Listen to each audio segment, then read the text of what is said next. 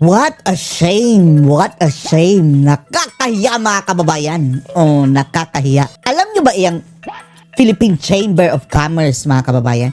Yung samahan ng mga malalaking negosyante sa Pilipinas. Mayroon silang annual expo mga kababayan. Pagtipon-tipon, malaking pagtitipon ng mga negosyante sa buong Pilipinas na kung saan ginugunita yan taon-taon mga kababayan. Dahil dito, pinapakita mga kababayan ang strength ng ating bansa na etong ating mga negosyo mga kababayan at mga negosyante ay siyang backbone ng ating ekonomiya. Alam nyo ba? Alam nyo ba ang nangyari? Sa halip na si BBM ang imbitahin mga kababayan, ang inimbita ng Philippine Chamber of Commerce mga kababayan ay si VP Sara Duterte. Boom! Kawawa si Bangag mga kababayan. Oh, tingnan nyo mga kababayan, oh.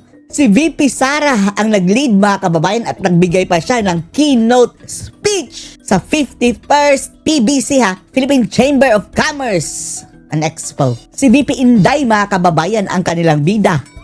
At dito mga kababayan, nagbigay ang mga negosyante, malalaking negosyante mga kababayan ng suporta kay VP Sara. Samantalang si BBM mga kababayan, si BBM, anong mensahe ng mga negosyante sa kanya? Umayos ka! Oh, Diyos ko Lord, parang ganyan mga kababayan. Kumilos ka para matigil ang matinding kurakutan sa bansang ito. Puro panunumbat mga kababayan. Yan ang napala mo, Bangag. Yan ang napala mo, pati mga negosyante mga kababayan. Sising-sisi. Nagre-reflect naman yan ngayon mga kababayan Lalong-lalo na sa stock market. Ang stock market mga kababayan, nandyan ang indicator ng ating ekonomiya. Parang nasa pandemic level na tayo papunta mga kababayan. So Lord. Tapos na ang pandemya Under the Bangag administration. Panoorin nyo po eto Saglit lang ito mga kababayan Si VP Sara mga kababayan ang inimbita ng Philippine Chamber of Commerce at siya pa mga kababayan ang nagbigay, the special guest, nagbigay ng keynote speech para sa nasabing selebrasyon. Philippine Chamber of Commerce. Kawawa si Bangag!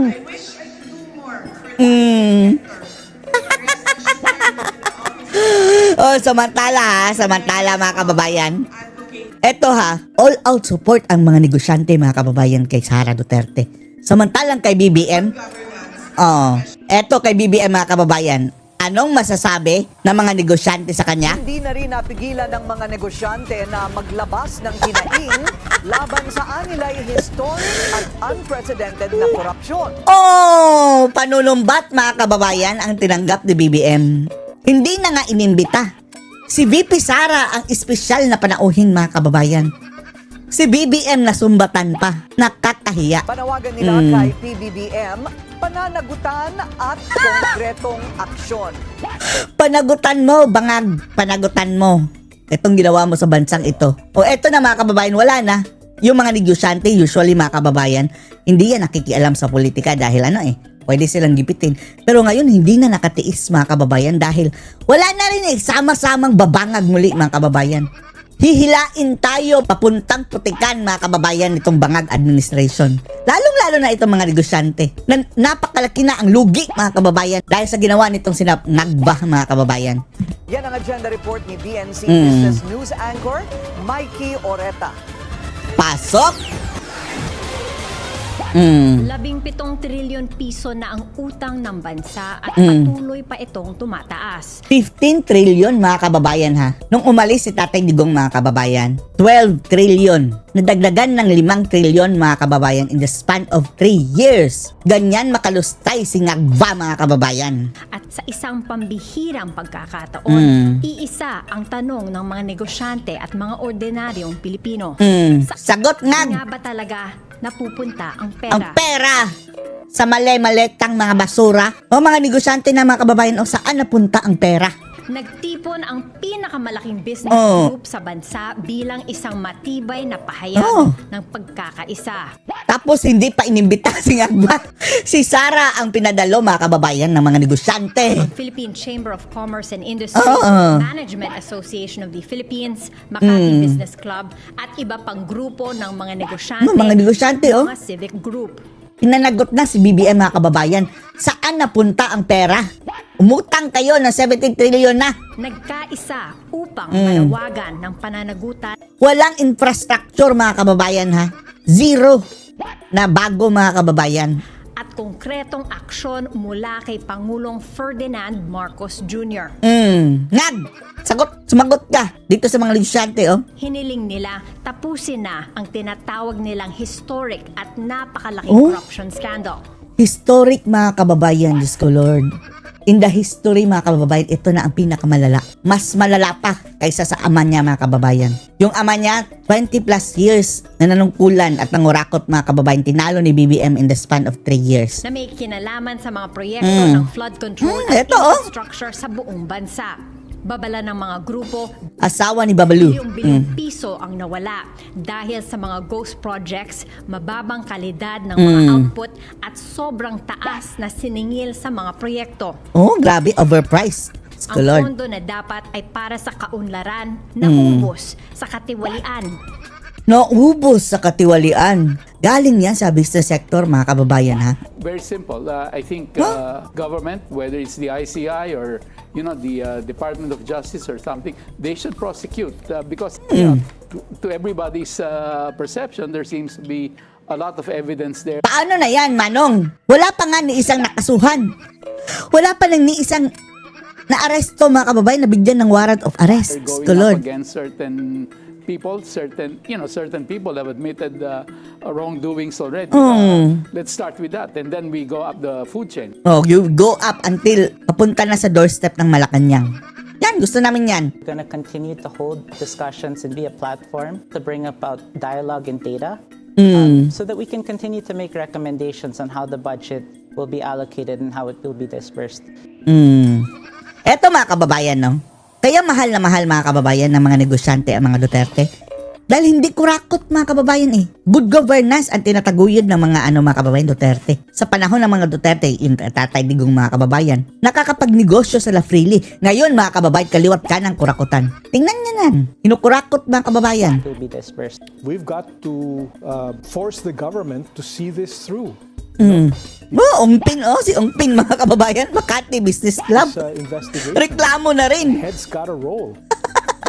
Nananawagan Dapat daw gumulong ang ulo. Sinong ulo ang mga niyan? business group sa Malacanang na bigyan ng buong kapangyarihan mag-imbestiga ang Independent Commission on Infrastructure or ICI. Diyos ko, Kasama sa Lord. mga lumagda ang mga Lokohan yan mga kababayang ICI eh. Bakit hanggang ngayon mga kababayan walang napakulong ang ICI? malaking exporters, manufacturers, bankers, women's business councils at Grabe, iba't ibang grupo ng mga malalaking negosyante mga kababayan. Grupo pa to ha. Bawat isa nito mga kababayan mayroong daan-daang miyembro. Big groups. technology associations. Kumakatawan sa libo-libong kumpanya. Libo-libong kumpanya. Gawa at bilyong-bilyong pisong buwis na ibinabayad sa gobyerno. Nagreklamo na mga kababayan. Marami sa kanila ang nagsasabing ito ay isang moral at economic emergency. Emergency na. Talaga mga kababayan, Diyos ko Lord. Eto mga kababayan, madidinay pa ba nila ito? Madidinay pa ba nila ito? Tapos, kung si Claire Castro ang tatanungin mga kababayan na ano na sitwasyon ng ating Pilipinas? Napakaganda na!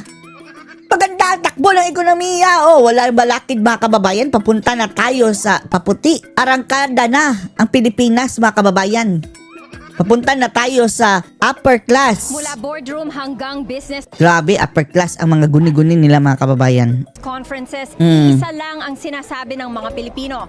The projects may be ghost projects, but the debt is real. Sa ngayon, Ang utang ay totoo. Tapos ang mga proyekto guni-guni. higit 17 trillion pesos na ang utang ng bansa, katumbas ng halos 140 Tapos uutang na naman yan mga kababayan dahil sa 2026 budget. Yan, niluluto nila mga kababayan. 6 trillion ha, ang kanilang mga kababayan, plano. Tapos walang malalaking mga proyekto. Hindi katulad kay Tatay Digong, mayroong build. Ngayon mga kababayan, 22 classroom lang ang nagawa. Diyos ko Lord. Tapos biggest spending mga kababayan in history.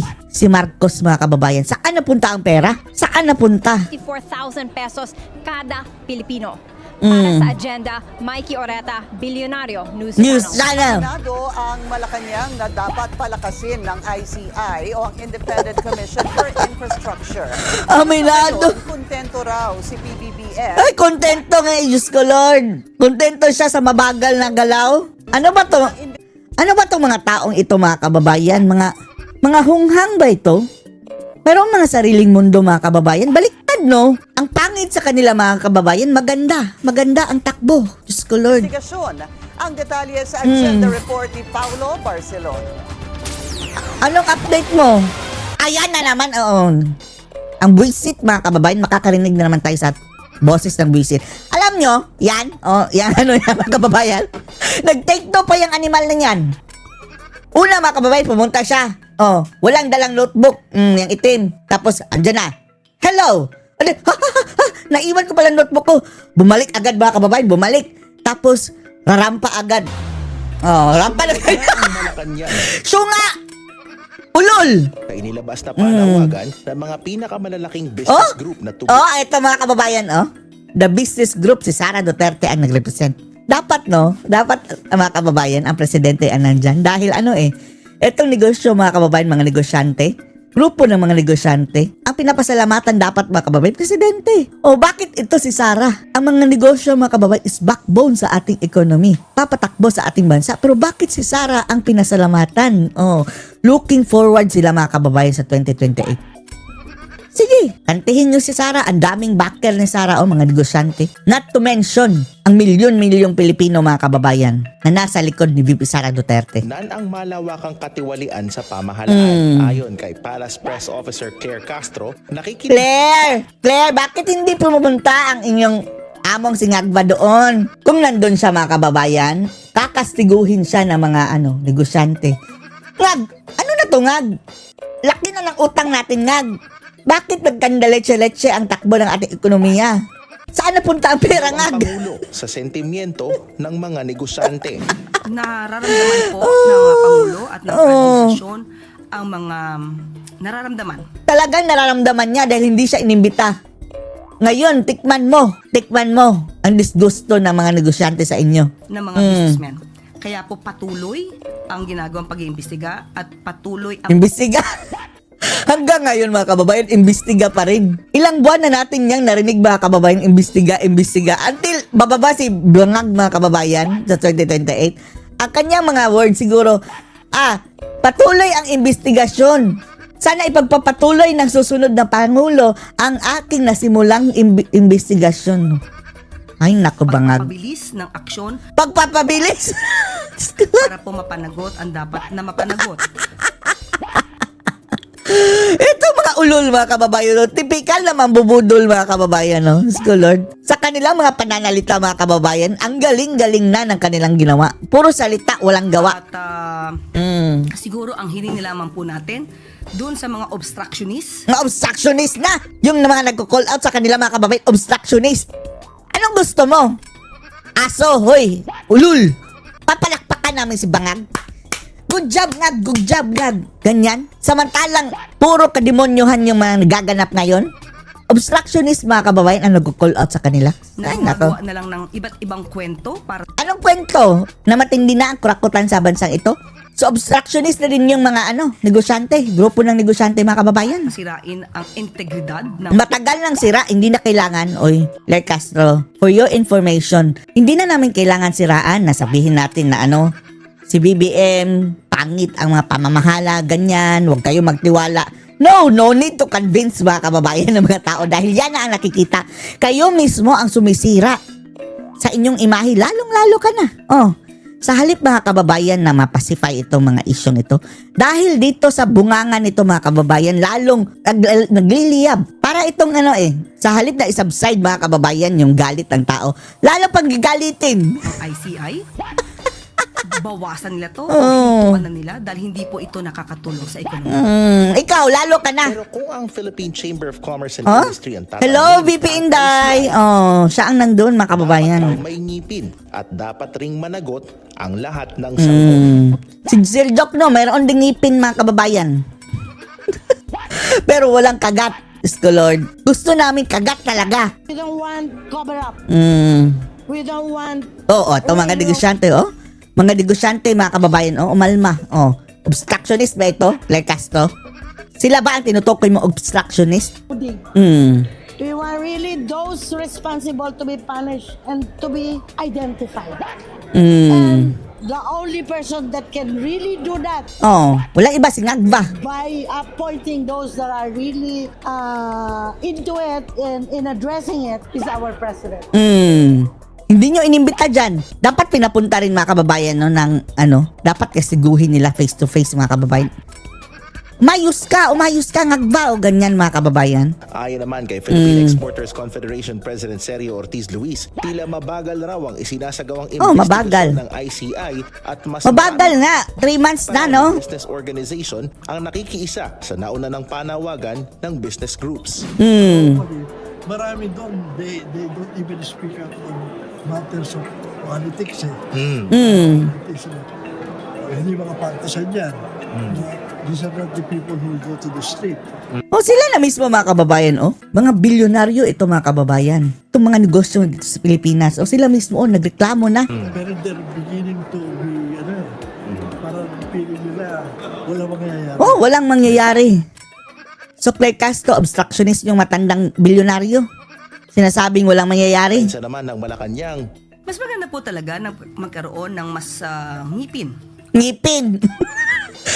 Oh, gusto namin ngipin plus kagat. Pangil. Ay, matagal na kayong may pangil. Kung pangil lang, Claire Castro, ang pangil mo, ang tulis. May sungay ka pa nga eh. Ang ICI. Buntot rin, Sa meron. ngayon po, nakikita naman po natin na maganda ang itinatakbo. Diyos ko Lord, maganda ang itinakbo. Sa tingin mo, Claire Castro, magre-reklamo pa itong mga negosyante kung maganda ang tinakbo? Ha? Kung satisfied sila, magre-reklamo pa yan? ICI. Pag nagpatawag po sila, kahit mga senador, kahit mga miyembro ng kongreso, sila naman po ay tumutugon. Grabing na to, no? Mga twisting nitong si Claire Castro, mga kababayan, no? Yan, mga kababayan, ang problema. Yan ang problema. Diba, kung si Claire Castro, mga kababayan, kung magsalita, wala talagang problema sa ating bansa. Parang, paano mo ma-fix, mga kababayan, ang problema? Kung hindi mo, in the first place, ina-acknowledge ang problem. Yan ang problema kay Claire Castro, mga kababayan, at yung Malacanang. Dahil para sa kanila, napakaganda ang kanilang mga performance, mga kababayan, Diyos ko Lord. Tapos, kabaliktaran ang nakikita ng taong bayan. Ito yung gobyerno, mga kababayan, na hindi nakikinig. Bulag, pipi at bingi sa reaksyon ng mga tao. si dating presidential spokesperson Edwin Lacerda ang tatanungin. Tama lang na Di ba ito yung, ganyan mga kababayan. Biglang, pamacho-macho, tapos nahulog ang mikropono. Ay! Ano yan ni Panot eh? Agin ng mga negosyante Spokesperson ni Panot. ang pamahalaan dahil aniya accountability must pour first before any concrete is poured. Pero para naman kay Senate President Pro Tempore Panfilo Lacson, Andyan na naman itong si Ping Balingbing mga kababayan. dapat umanong unahin ang sigaw ng mga taxpayer lalo na't ramdam ng taong bayan ang 12% value-added tax o VAT. Sisihin natin na si Recto, pati Netflix ngayon mga kababayan, mayroon ng VAT. Lord. Dagpa ni Lacson, hindi Pati Food Panda, Grab, lalong nagmahal mga kababayan. raw dapat Lazada, Shopee, Timo, TikTok Shop. humupa ang galit at pagbabantay ng taong bayan sa mga insidente ng katiwalian. Dagdag naman ng PCCI, maglalabas sila ng mga resolusyon sa isinasagawang Philippine Business Conference and Expo ukol sa mga issue ng korupsyon at personal nila itong ibibigay kay Executive Secretary Lucas Bersamin Isa pa to mga kababayan. Parang yung duwende sa nuno ng punso mga kababayan. araw ng event. Para Showdown averted. Binawi na ni Ombudsman Boy Ano na naman ito? Julia ang dapat sanang plano niyang ipa-enforce sa Senado ang Oo, napahiya si Buyingying mga kababayan. What a shame. Gusto niyang mga kababayan, tuluyan ng gurguring si Villanueva dahil doon sa basta sa ombudsman mga kababayan na disqualified na si Boying, si Joel Villanueva. And then mayroon palang reversal doon mga kababayan sa nakuhang parusa ni Joel Villanueva. Hindi alam ni Boying na pahiya ngayon siya mga kababayan. Ignoramus. 2016 dismissal order laban kay Senador Joel Villanueva. Alamin natin kung bakit. Sa agenda report ni Bakit? Hana T. Live mula sa Senado. Hana, ano nangyari? Hoy, Hanati, regards daw, Marcoleta. Di ba ito yung nag-intriga mga kababayan sa asawa ni Marcoleta? Mukhang nakuryente ang office Oh, nakuryente si Boyingin. Natuluyan ba? Natuluyan? of the Ombudsman. Matapos ang report kanina na magpapadala raw ng sulat si Ombudsman Jesus Crispin Remulla kay Senator Ay, Diyos ko Lord, ang pangalan mga kababayan, Jesus Crispin Remulla. Pwede, kapalitan na lang yung Jesus, pwede Judas.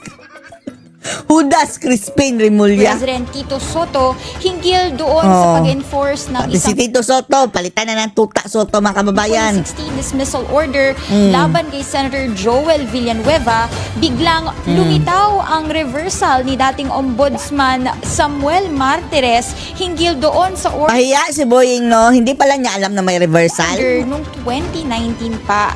2016 nang ilabas ang desisyon ni dating Ombudsman Conchita Carpio Morales na And then ano pala mga kababayan malinaw pala doon na forge lang pa yung signature mga kababayan ni Joel Villanueva. Hindi kanyang signature.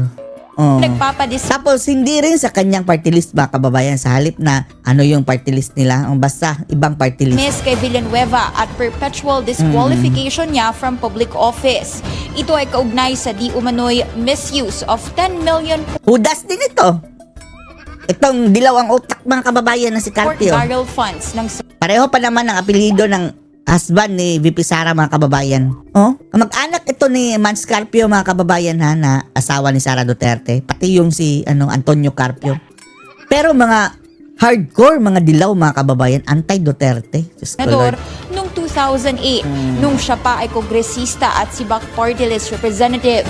Iniutos noon ang dismissal ng senador at perpetual disqualification niya nga perpetual from holding public disqualification. office. Ilan sa findings, may administrative liability siya for grave misconduct at serious dishonesty. Inirekomenda rin noon ng ombudsman ang pagsasampa ng criminal charges Gulat na gulat mga kababayan si Boying dahil na-reverse pala yan. laban kay Villanueva, kabilang ang paglabag sa Anti-Graft and Corrupt Practices Act, malversation of public funds at malversation through falsification of public documents. So ano lang hakbang ngayon nila mga kababayan? Ang mga pondo ay di umano'y idinaan sa isang kaduda-dudang NGO pa-agri-based livelihood projects sa Compostela Valley. Pero Pambal. walang nahanap na project monitoring at lehitimong beneficiaries ng nasabing NGO. Kaya lang matapos ilahad ni Nakuryente siya mga kababayan. Remulla ang nasabing balak na paghiling sa Senado tungkol sa dismissal ni Villanueva, inilahad niyang meron ng naging dismissal si dating Ombudsman Samuel Martires tungkol dito. We were surprised by the decision. Lumabas lang siya nung sinabi ko may gagawin ang ombudsman tungkol dyan. Bakit hindi mo alam? Ulul ka ba? Hindi marunong mga kababayan, Bago sana buyinging mga anunsyo-anunsyo, sinugurado mo na pulido yung mga pinagsasabi mo. Ngayon, nakuryente mga kababayan. Ay, nako, Jesus! Jesus, pero itsura Judas. Ang desisyon ay pag-grant sa naging apela ni Villanueva noon, thereby reversing the decision of Ombudsman Carpio Morales. Sa madaling salita, 2019 pa lang o 6 years ago, dismissed na palang Matagal na palang dismissed. Pero in fairness hindi nagyabang mga kababayan sa Joel Villanueva ha. Hindi niya pinlont ba kababayan ang dismissal. para paalisin si Villanueva sa pwesto. Ikinagulat ni Remulla ang tila biglang pagkakasulpot ng desisyon Hindi yan biglang nasulpot. 2019 pa lang nga yan Hindi mo lang tiningnan. dahil over the years, wala naman daw nakakaalam sa naging reversal. Alam yan ang mga ombudsman. Nandyan. So, hindi ka nakipag-coordinate. Nobody was raising that issue before. Joel Villanueva kept quiet through all the years. Bakit? Required ba? Na Ombudsman Martinez never spoke about it. Hindi naman required Pero andyan yan, record. Tanga ka ba? Hindi ka marunong tumingin. Secret decision siya. Ulul! Oh, kuryente ka tuloy. Sa desisyon ni Martires, granted ang apela ni Villanueva dahil daw sa kakulangan sa ebidensya dahil nakasaad umano sa order na buhay party list ang nagkapidaf o pork barrel funded project. Oh, buhay party list. Tapos sila mga kababayan, parang si Bak. Hindi naman ang Sibak party list. Iba Oh. Di ba? pa rin daw ang pirma sa dokumentong ginamit ng ombudsman sa standard signature ni Villanueva.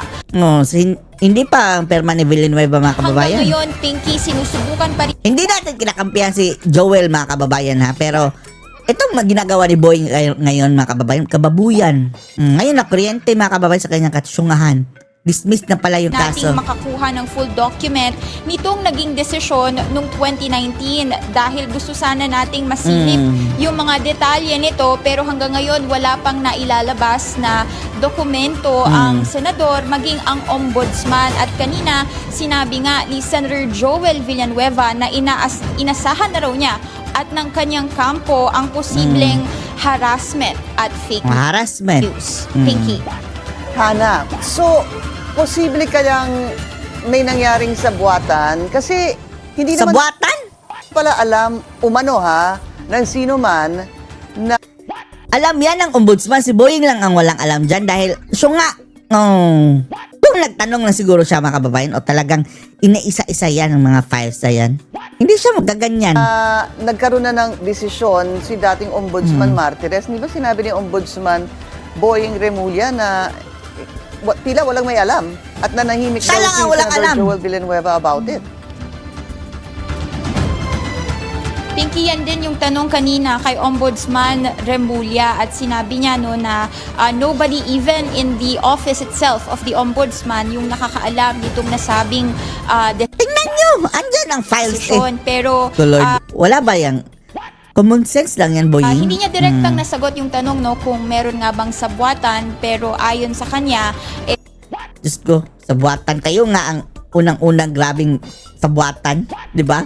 Ay, naku mga kababayan, talaga, tsura ni Boying mga kababayan, Kung mayroong satanas mga kababayan na, gusto ipa-describe mo, anong itsura ng satanas? Pwede ito i-example si Boying mga kababayan ba? iniimbestigahan nila kung ano nga yung nangyari.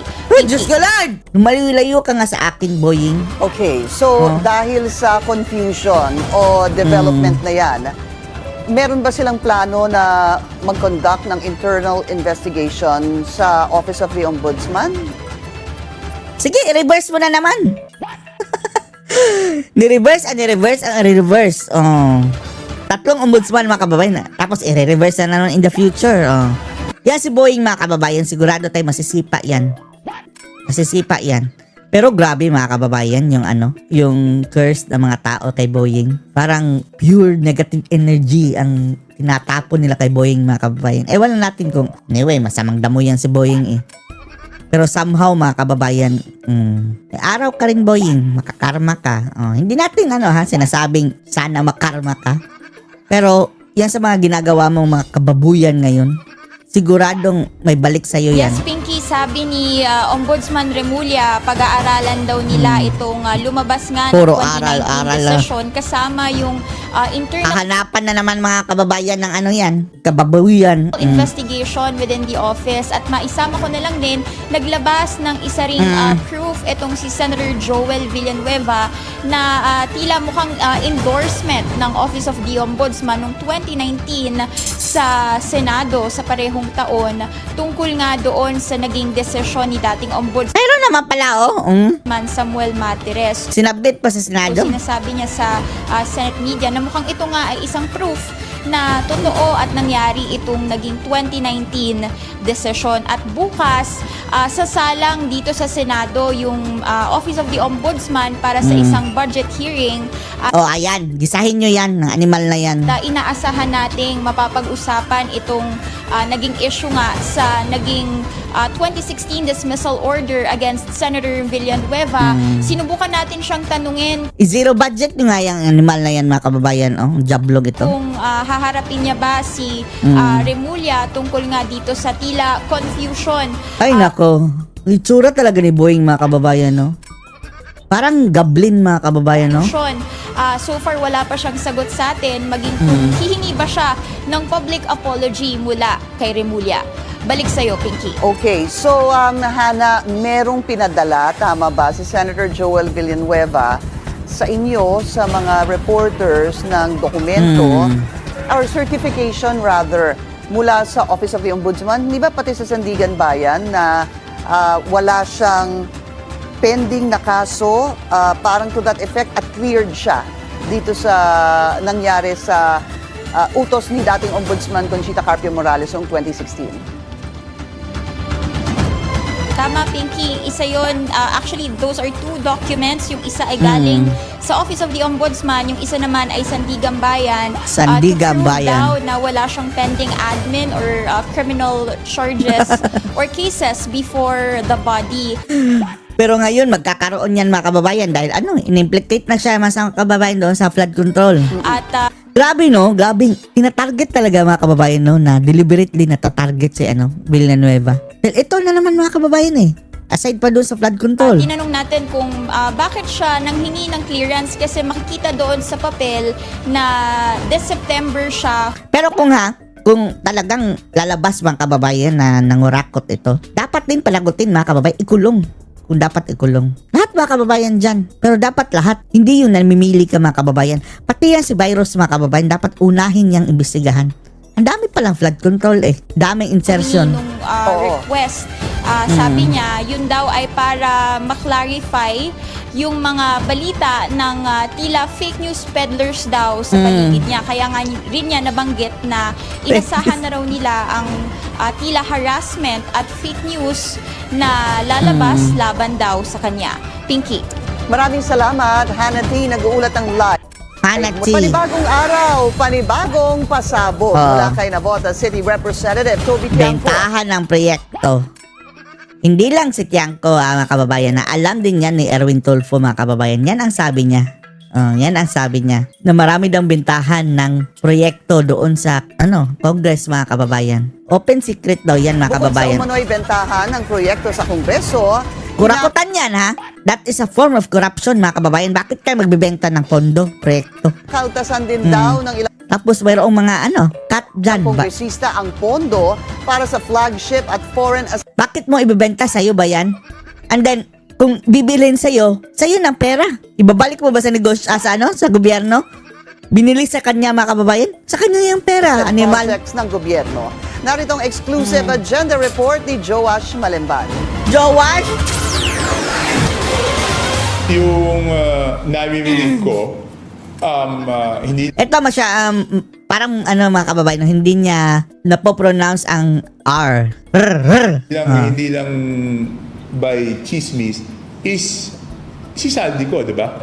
Tila first hand Saldi ko na naman. Si Romualdez din. Pero lahat mga kababayan, kung talagang masinsinan niyang mga kababayan dyan, talagang walang bias, lahat-lahat. Sigurado tayo mga kababayan, kaunti na lang ang maiiwan dyan. Pwedeng ang mga mga kababayan, buhaya, gawin na lang yung yung Congress. Lagyan na lang ng rehas mga kababayan, gawin niyang mega prison para sa mga buhaya mga kababayan. Huwag nang palabasin. Diyan na lang sila ikulong mga kababayan. Lahat sila. Masisave natin ng ating bansa. Experience ni Navotas Representative Toby Tiangco ang umano'y bentahan ng proyekto sa Kongreso. Bentahan sa isang ng eksklusibong proyekto. panayam sa Billionaire News Channel, inilahad niya na minsan na siyang siningil ng umano'y taripa para sa isang proyektong in-request niya kay Nooy House Committee on May Appropriations tarif pa. Grabe. Taig pa si Trump. Chairman at former Ako Bicol Party List Representative Zaldico. Ako bukol. I think it was in the year 2023 for the 2024 budget.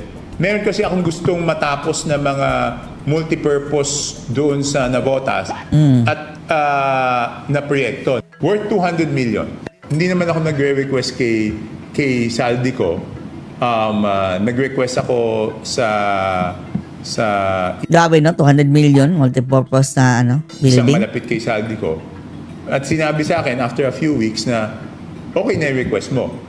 Kaya lang may taripa to. May taripa. Animal. So alam Tongpats. kung may bentahan. So hindi yan yung sinasabi kong hindi chismis. First-hand information. Inalok pa raw siya ng discount nang umano'y naglakad Discount pang animal. Discount sa kupit. ng request. Ang sabi sa akin, pero since ka mag-anak ka, 50% discount, 10% Animal. ang taripa mo. Diyos ko Lord, 10% mga kababayan sa 200 million. Oh, 20 million. Ngayon, ang sabi ko, teka muna, wag na lang. Kasi hindi ko kayang sabihin yan doon sa district engineer. Ibig mo sabihin, gusto mo, ako magsasabi doon sa district engineer na may 10% na taripa yan? Ayon kay Tiangco, walang ganitong kalakaran sa Kamara noong huli siyang naupo bilang kongresista. Oh, last na naupo siya mga kababayan, panahon ni Tatay Kaya Digong. laking gulat niya nang malaman niyang may bentahan na umano ng proyekto Pagbalik niya sa panahon ni Bangag, may bentahan na. pasok niya sa 19th Congress noong 2022. Oh, panahon ni Ngagba. At sa pagsusuri niya sa 2025 budget, dito niya napag-alaman ang umano'y mahigit 13 billion peso insertions ni Ko. Bukod pa riyan, inilahad din ni Tiangco ang isa sa mga taktika ng ilang kongresista para masiguradong pasok ang kanilang insertion sa General Appropriations Act. Ay, naku, ipagbawal na yung insertion, please. Tama si Senator Marcoleta, mga kababayan. Tuluyan ang alisin niyang insertion. Oh. Kabilang dyan ang pagbabawas ng fund allocation sa flagship at foreign assisted projects ng pamahalaan. Binawasan ang mga flagship at foreign assisted, mga kababayan, yung mga lalaking project para sa insertion. Nilalagay nila sa program yan dahil alam nila kahit ano ang mangyari, pipilitin ng gobyerno na pondohan itong mga proyekto. Kasalanan din ni Bangag, mga kababayan, dahil ang nagpopondo sa program, dapat sana yung may excess ka. Tapos kung wala kang excess sa pera, mga kababayan, hindi yan mapopondohan. Si BBM ang naghahanap ng paraan, mga kababayan, para mapondohan. So, kabilang siya, mga kababayan, talaga sa may kasalanan dyan. Na foreign assisted, tsaka yung flagship. Diba? Pipilitin ng gobyerno na mahanapan ng pondo yan. Nangutang. Okay. So, ang gagawin nila, yung mga gusto nilang ibenta ng proyekto, yun ang ilalagay na sa regular budget. Tapos yung pera ng mga kababayan, PhilHealth, pera ng Land Bank ba yun? Tapos patong DBC, basta marami mga kababayan. Diba? Kasi kung baliktarin natin, okay, kunyari yung foreign assisted tsaka yung flagship, mananatili sa regular budget. At yung gusto nilang ibentang proyekto, Insertion. ilalagay nila sa program. Sino naman magbabayad ng proyekto na nasa program, walang kasiguraduhan na mapapagawa. Isang halimbawa ng flagship project ay ang 10 billion peso flood control project ng DPWH. Grabe, 10 billion. 10 billion, mga kababayan. Flagship project ni Bangag, mga kababayan. Flood control. Tapos, sasabihin lang na na overwhelm. At Japanese-based firm na JICA sa Cavite na pinuntahan ng Billionaire News Channel noong Agosto, kung saan ipinanawagan ni DPWH Undersecretary Emil Sadain na huwag pakialaman ng Kongreso ang proposed budget ng kanilang mga proyekto.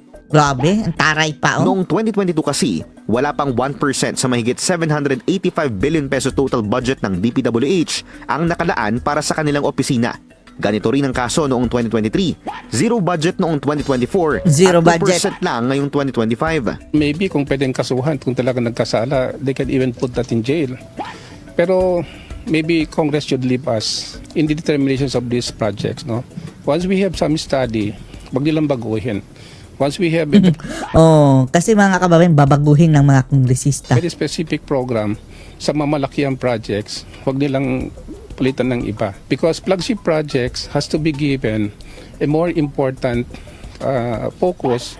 Saan yan na proyekto, mga kababayan? Grabe, 10 billion? Flood control, Puto sa flood control. Panawagan ni Tiangco, dapat isa publiko ng House of Representatives kung sino ang proponent ng bawat proyekto at magkano ang budget per district. Sa pamamagitan daw nito, masusuri ng ayos ng publiko kung sino ang mga kongresista na tila nagsisingit ng pondo. Kung hindi Sino ba mahilig sa singit? Di ba si Tambaluslos? nailalathala yan, ibig sabihin, ang lagi kong sinasabi, let us be true to our word. Huwag tayong maglokohan, di ba? Ang mga budol Kung sinasabi nila na transparent po yung budget, wala. pero ayaw nilang ilagay sa website yung budget walang transparency, no? bawat congressional district Paghahanap ka pa, mga kababayan, wala nga sa coordinates. o yung budget ng bawat party list at sa Yung mga geotag ba? hindi totoong fully transparent kami. I mean, sila ha, wala akong isama. Hindi totoo na fully transparent sila. Kasi bakit ayaw mong ipakita? Aniya, October 13 pa nang ipanawagan niya ito sa bagong liderato ng House Committee on Appropriations. Muli na rin daw siyang sumulat O eto mga kababayan, wala din tayong tiwala dito no, sa Swansing. kay Nueva Ecija Representative Mika Swansing patungkol dito. Pero wala pa rin itong tugon sa Parang creepy mga kababayan. Tsura pa lang mga kababayan, parang mayroon man na tayong mga pagdududa. kasalukuyan. Para sa agenda, Joash Malimban, Ay, Milenary nako. News Channel. God save the Philippines. Yan lang masasabi natin. O ano masasabi niyo dito mga kababayan? Post comments below.